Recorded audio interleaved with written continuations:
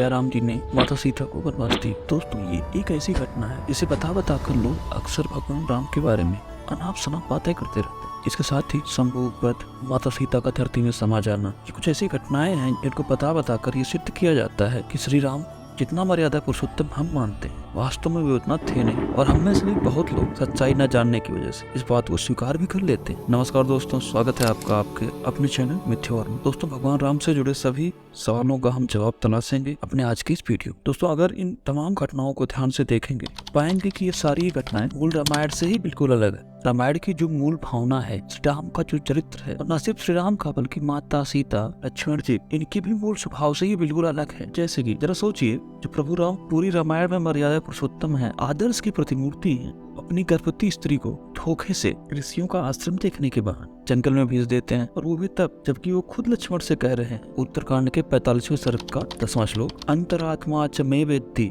सीताम शुद्धाम यशस्विनी। लक्ष्मण मेरी अंतरात्मा जानती है सीता निर्दोष है। और अब लक्ष्मण जो कि मारीच वध के समय थोड़े समय के लिए माता सीता को अकेले छोड़कर जाते समय लक्ष्मण रेखा खींच कर गए थे, वो सीता माता को एक अनजान जंगल में अकेले छोड़ आए, और माता को जंगल में छोड़ते समय माता से कह क्या रहे हैं वो सुनिए। श्रियो ही मरणम मेत्यम मृत्युर्वा यत्पर भवेद। हे माता, इस निंदित कार्य करने की अपेक्षा अच्छा होता मैं मर गया होता। देखिए पूरे रामायण में लक्ष्मण का स्वभाव एक क्रोधी और विद्रोही व्यक्ति का है। लक्ष्मण गलत होने पर स्वयं अपने पिता को भी त्याग देते हैं।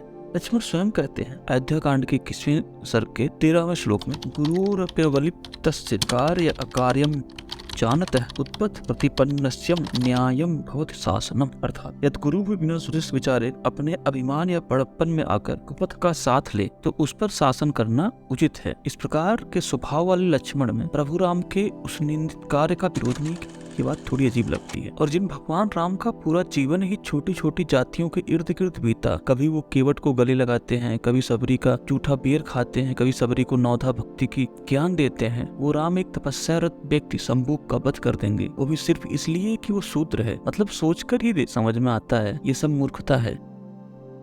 लेकिन आज मैं आपको कुछ ऐसे प्रमाण देना चाहता हूँ जिससे ये प्रश्न हमेशा हमेशा के लिए खत्म हो जाएंगे। देखिए बहुत से लोग इन बातों का समर्थन करते हैं, जैसे भगवान राम राजा थे इसलिए राजधर्म के नाते उन्हें ये करना पड़ा, या फिर माता सीता स्वयं ही वन चली गई वगैरह वगैरह। उनसे यही कहना चाहता हूँ मैं कि जिस राम को आप जानते हैं हो सकता है वो ऐसा कर रहे हो, लेकिन मेरे राम ऐसे नहीं है, वाल्मीकि के राम ऐसे नहीं है। जिस श्री राम को मैं जानता हूँ या जिन श्री राम के बारे में वाल्मीकि ने लिखा वो ऐसा कर ही नहीं सकते। पूरे रामायण में वाल्मीकि जी भगवान राम को शास्त्रों का ज्ञाता बताते हैं, लेकिन अगर हम उत्तरकांड की घटनाओं को देखें तो सारी घटनाएं ही शास्त्र के विपरीत हैं। जैसे अगर मान लें कि प्रभु ने माता सीता को त्याग दिया, तो भी बात सोचने वाली है कि लांछन सीता पर ही नहीं राम पर भी लगाया गया था। जैसा कि प्रसिद्ध है कि उस धोबी ने कहा, मैं वो राम नहीं हूँ जो रावण के यहाँ से आई सीता को साथ रखूं। अब इसे देखें तो दोषारोपण राम पर किया गया है।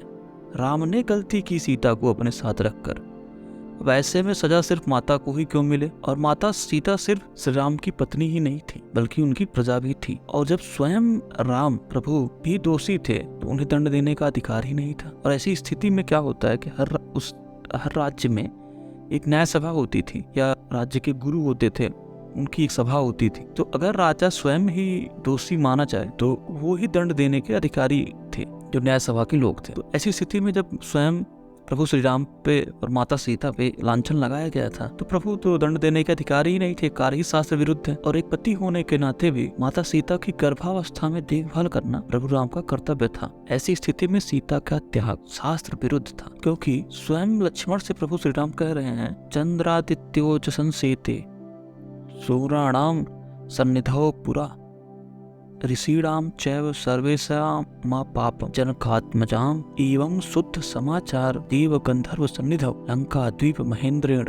मम हस्ते निवेशिनः। अर्थात लंका दहन के बाद जब सीता अग्नि में प्रवेश कर गई थी तो सूर्य, चंद्रमा और दूसरे देवताओं के समक्ष स्वयं अग्निदेव ने सीता को निर्दोष बताया था, और समस्त ऋषियों के सामने जनक नंदिनी को निर्दोष घोषित किया था, और सीता को देवताओं और गंधर्वों के समक्ष स्वयं इंद्र ने लंका द्वीप में मेरे हाथों में सौंपा था। और जब स्वयं राम प्रभु को ये पता है और संपूर्ण ऋषि महर्षियों ने सीता माता को निर्दोष सिद्ध किया है, ऐसे में सीता का त्याग न सिर्फ अन्याय है बल्कि देवताओं का और ऋषियों का भी अपमान है। तो श्री राम जैसे सकल शास्त्र के ज्ञाता से ऐसे अन्यायपूर्ण निर्णय की अपेक्षा नहीं की जा सकती कि वो ये जानते हुए भी कि सीता निर्दोष है, सिर्फ लोग क्या कहेंगे इस भय से सीता को छल से वन में भेज देंगे। और छल मैं इसलिए कह रहा हूँ क्योंकि सीता माता को उनका अपराध बताया ही नहीं गया था। लक्ष्मण ने उनसे कहा कि आपने श्री राम से कभी नदी के दूसरे किनारे स्थित ऋषियों के आश्रम देखने की इच्छा व्यक्त की थी, सो आज आप चलिए मेरे साथ। और इस प्रकार झूठ बोलकर जब माता सीता नदी के उस पार ले जाई गईं, तब लक्ष्मण जी ने उनसे कहा कि माता, मुझे पता है कि आप निर्दोष हैं, लेकिन प्रभु ने आपको त्याग दिया है और आपको यहाँ छोड़ देने का निंदित कार्य करने का आदेश मुझे दिया है। जरा सोचिए ये कैसी न्याय व्यवस्था है, ये भला कैसा राम राज्य है कि राजा को पता है कि इसे सजा दिया जा रहा है, वो निर्दोष है और इसे सजा दिया जा रहा है, उसे बोलने का मौका भी नहीं दिया गया और ले जाके जंगल में छोड़ दिया गया, सजा दे दी गई सिर्फ इसलिए क्योंकि लोग कह रहे हैं कि आप दोषी। मतलब ऐसा राम राज्य में होना तो छोड़ दीजिए, आज के इस समय में भी ऐसा नहीं होता। और अगली बात, यदि शूद्र का वध सिर्फ इसलिए कर दिया जाता है क्योंकि वो तपस्यारत है, तब तो फिर स्वयं वाल्मीकि जी की भी हत्या होनी चाहिए थी, वेद व्यास का भी वध होना चाहिए था और ऋषि मतंग और उनकी शिष्या सबरी का भी वध होना चाहिए। लेकिन जब इन सबको प्रभु ने अपना स्नेह दिया तो फिर एक संभोग का ही वध क्यों? संभोग से ही इस तरह की श्रेय क्यों? वास्तव में सीता त्याग, संभोग वध और दूसरी तमाम घटनाएं जो उत्तरकांड में लिखी गई हैं, सब सरासर झूठ हैं, गलत है। दोस्तों, अभी तक हमने बात की कि क्यों थोड़ा सा ही विचार करने पर यह समझ आ जाता है कि प्रभु श्री राम ऐसा नहीं कर सकते। लेकिन अब हम शास्त्रों से कुछ ऐसे प्रमाण देखेंगे जिससे ये पता चल जाएगा कि रामायण वहीं खत्म हो जाती है जब प्रभु श्री राम अयोध्या से वापस आते हैं। वैसे अगर आप ध्यान से देखेंगे तो आप इसे स्वयं जान लेंगे। जैसे देश के अलग अलग हिस्सों में जो रामलीला होती है उसका आखिरी दिन भरत मिलाप होता है। भरत मिलाप अर्थात भगवान राम का भरत से मिलाप और राज्य का वापस पा जाना, यही रामायण का अंत है। कहीं ना कहीं इस प्रथा के माध्यम से जनमानस ने इस सत्य को बचाकर रखा। वास्तव में रामायण के बाद के हिस्से स्वयं राम को ही दोषी बनाने के लिए बाद में जोड़े गए। अब हम देखेंगे कुछ प्रमाण कि क्यों रामायण प्रक्षिप्त है। मूल रामायण से प्रमाण, रामायण के बालकांड का प्रथम सर्ग, जिसे मूल रामायण या बीज रामायण कहते हैं, जिसमें कुल 100 श्लोक हैं और ऐसा कहा जाता है कि यही वो श्लोक हैं जिनमें नारद जी ने महर्षि वाल्मीकि जी को पूरी राम कथा सुनाई थी, जिसके आधार पर बाद में उन्होंने रामायण लिखा। इस मूल रामायण का श्लोक नंबर 89 देखें। नारद जी कहते हैं, नंदी ग्रामे जटाम हित्वा भ्रातृभिः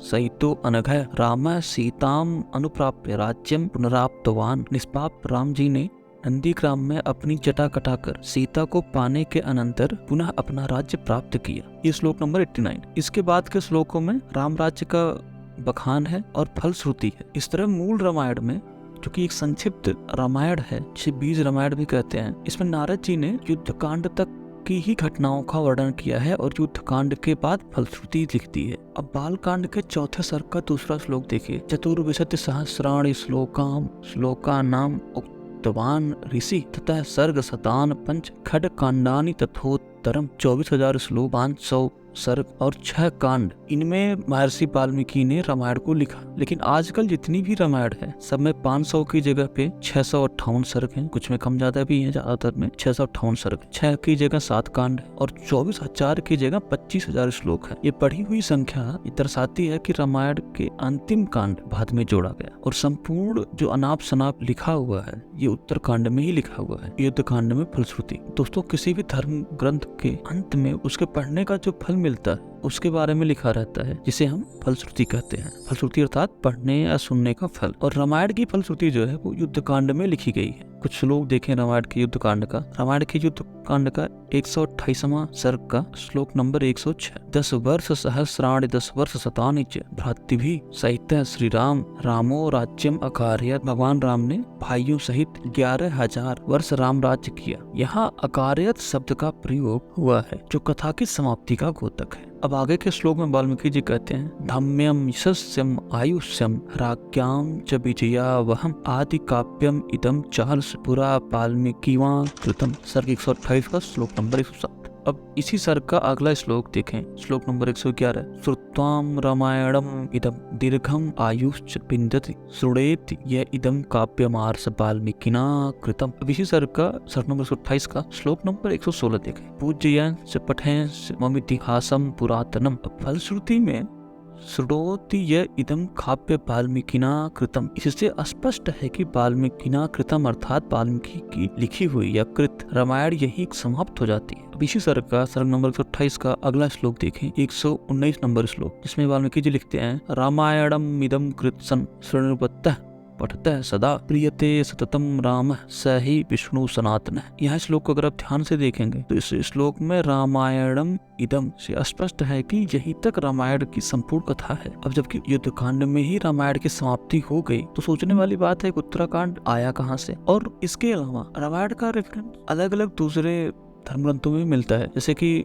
महाभारत के वन पर्व में 274 नंबर से 291 अध्याय तक रामायण का वर्णन है राम कथा के नाम से। लेकिन इसमें भी जो राम कथा है वो वही समाप्त हो जाती है जैसे ही राम जी रावण का वध करके बस अयोध्या और उनका राज्याभिषेक होता है। अब जबकि दूसरे ग्रंथ और स्वयं रामायण से ये स्पष्ट है कि रामायण बाल कांड से लेकर अयोध्या कांड तक ही थी। तो सोचने की बात है उत्तरकांड और उसमें लिखी गई कहानियां कहाँ से हैं? तो वास्तव में ये इसमें लिखी गई कहानियां स्वयं प्रभु श्री राम को ही बदनाम करने के लिए बाद में अलग अलग समय पे अलग अलग लोगों द्वारा रची गई। तो ये कुछ प्रमाण थे जो ये स्पष्ट करते हैं कि उत्तरकांड और उसमें लिखी गई कहानियां सरासर झूठ है। बाकी हम हर एक कहानी के लिए अलग अलग से भी वीडियो लाएंगे और इसे और विस्तृत समझेंगे। आशा करता हूँ आपको वीडियो पसंद आया होगा। आज के अपनी इस वीडियो को बनाने के लिए हमने सहयोग लिया था स्वामी विद्यानंद सरस्वती जी द्वारा लिखित किताब रामायण भ्रांतियाँ और समाधान से। यदि आपको वीडियो पसंद आया और ऐसे ही अच्छे वीडियो और देखना चाहते हो तो चैनल को लाइक करें, सब्सक्राइब करें। मिलते हैं आपसे अगली वीडियो में, तब तक के लिए जय श्री राम।